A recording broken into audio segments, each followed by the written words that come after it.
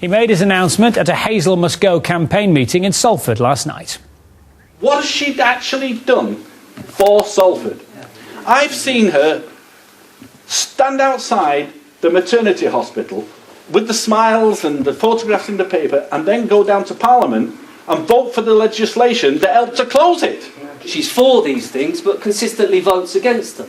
She voted for the war. We're against war, the waste of billions of pounds on killing people, when we could be using it for the NHS, for education, for decently funding higher education, universities and what have you. We have everything in common with the local Asian population that live around. We have nothing in common with the fascists. So I think really we must take it upon ourselves to put someone forward, because if we don't, they will. I do care about honesty in politics and in public life. I was elected in May 1997 on an issue of public trust in public life, and see where we are now.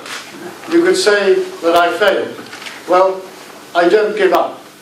We did a bit of good in Tatton there. I think she should welcome this seriously, because she is about to be challenged in her constituency as she has never been before. Something like half our elected representatives have now paid money back, which suggests that it was money they shouldn't have taken in the first place.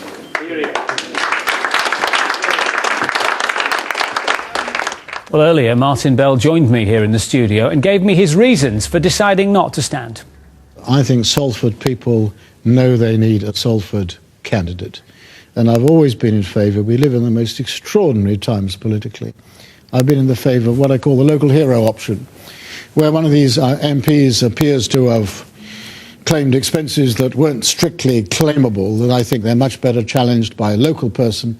And the example I give is Dr. Richard Taylor, the Kidderminster MP, who ousted an unpopular Labour MP in 2001, 17,000 vote majority, because he just got the people on his side and he was well known. That was about a hospital that he didn't want closing. And they also felt abandoned by the MP who had started off supporting the campaign and then dropped away.